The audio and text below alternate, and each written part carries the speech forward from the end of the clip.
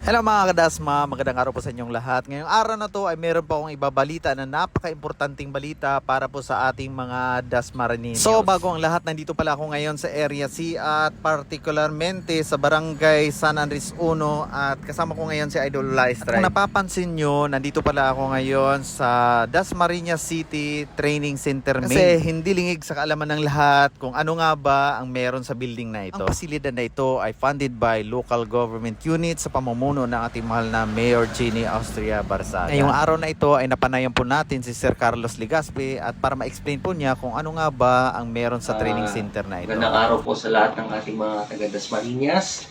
Ako po si Carlos Legaspi, ang ating pong Local Economic Development and Investment Promotions Officer at Concurrent Livelihood Officer po ng City of Dasmariñas.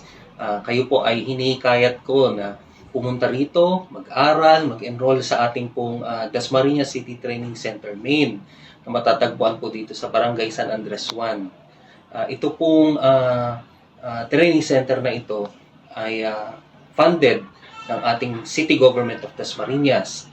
Ito po ay libre para sa lahat ng ating mga kababayan dito sa lungsod ng Dasmariñas. Wala po kayong babayaran na kahit na ano. Ano po bang ating maaasahan dito pag kayo ay pumasok?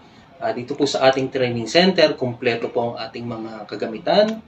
Tayo po ay, kumbaga yung quality ng ating training ay masasabi nating top-notch. At tayo po ay compliant sa lahat ng mga standards and regulations ng TESDA.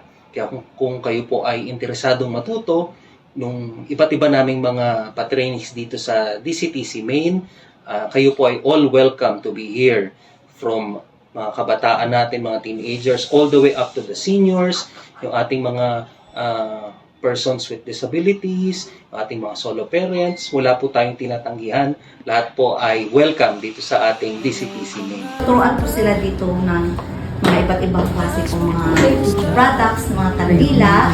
Ito, passion payong. Then we have bread and paste. Si Lea Dina Tagle Monson, taal na Dasmariñeño, taga-Paliparan. At ako po ay pangatlong taon na nagtuturo dito sa Dasmariñas Livelihood Training Center. Dasmariñas Livelihood Training Center under the LGU, funded by the LGU. So, ito po ay isa lang sa training na ino-offer ang food processing. So, ang ginagawa namin po dito ay may mga nagbabaking po kami. Katulad po ngayon, ang topic namin ay bangus sardines. At saka mamaya po, gagawa po kami ng banana ketchup. Kaya ng nail care, hindi lang po manicure and pedicure ang matututunan nila dito. Meron po tayong foot spa, foot scrub, foot parapin, hand spa, hand scrub, hand parapin, and then tinuturo din po namin kung paano yung tamang procedure ng paglalagay ng nail polish at saka po ng gel polish. And syempre po, ang protocol po natin matutunan ang tamang pagsasanitize ng mga tools na ginagamit ng ating mga trainees. So, ito po yung aming computer literacy course dito sa Lilipo. So, ituturo ko is about sa basic computer literacy. So, mga beginners po na zero knowledge na student.